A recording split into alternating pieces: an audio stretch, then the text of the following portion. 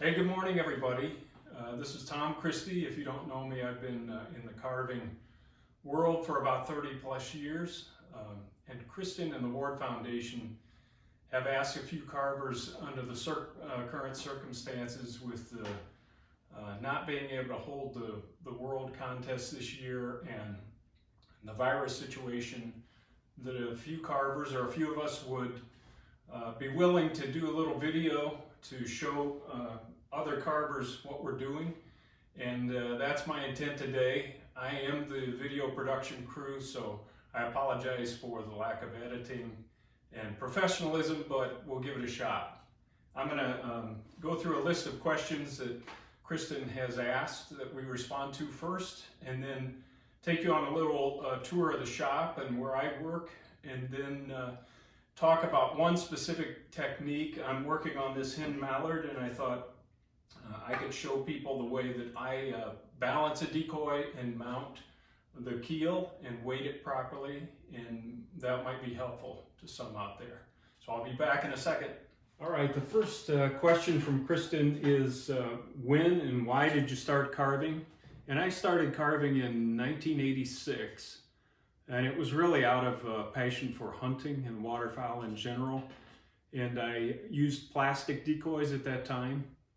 And I hunted the Portage River in Ohio, and always saw a lot of goldeneye up there, but I couldn't get the goldeneye to come into my bluebill diver rig. So I just decided, I kind of had a background in art and sculpture and painting, along with my regular job, which was engineering and manufacturing. And I just decided I was going to try my hand at decoy carving, and decided to make 3 goldeneye decoys, and these are actually the first decoys I ever made. So I made a rig of 2 drakes and a hen to throw out in my hunting rig. This was the first decoy I ever made, so I'm proud of that, and it's from 1986. It's kind of rough, it's not very accurate anatomically, but it did the job. And when I threw those 3 decoys out in my diver rig, and actually the first time I did that, I had goldeneyes circle around and drop right into those 3 decoys, and the thrill that it gave me at that time was just beyond compare, and I was hooked on decoy carving from that moment on. I've been doing it ever since. So I've gotten a little better over time, but I've hung on to these decoys because they're pretty special to me, and just reminds me of the way I got started. Next question is, what's a mistake you experienced in carving, and how did you react or recover? I make mistakes all the time in carving, but one area, and sometimes I don't recover emotionally.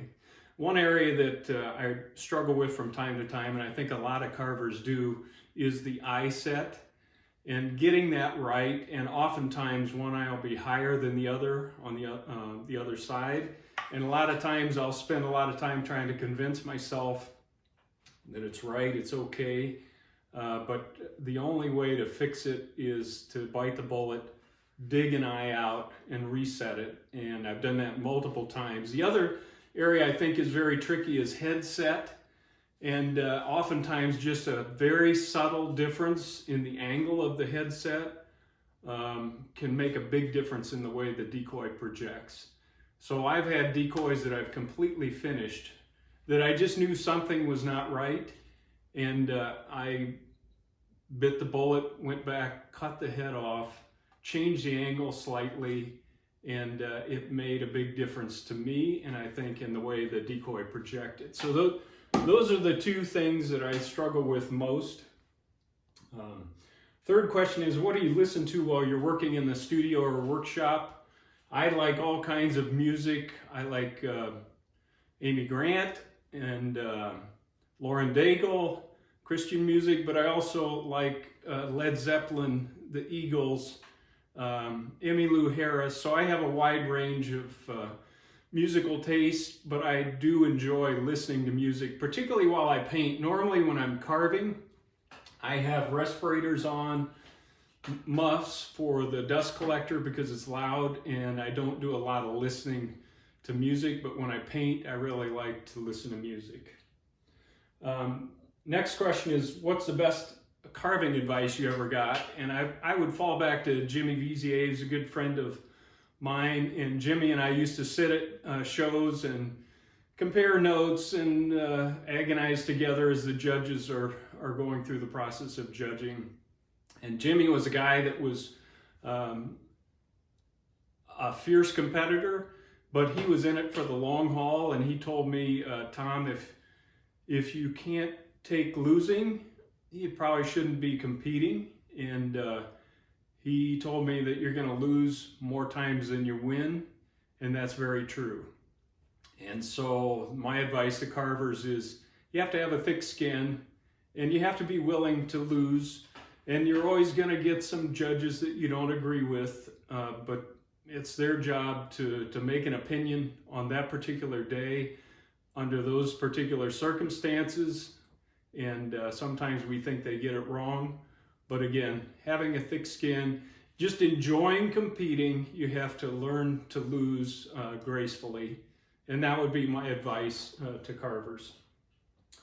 And then she asked that we describe a particular technique or trick or something that's very helpful. And I'm going to describe the way I go about floating a decoy and mounting the keel and weighting it, because I think that's critical to the way the decoy projects. And so many competitive decoys and carvers just haven't taken the time to do the proper balancing to get that decoy to set the way it should on the water.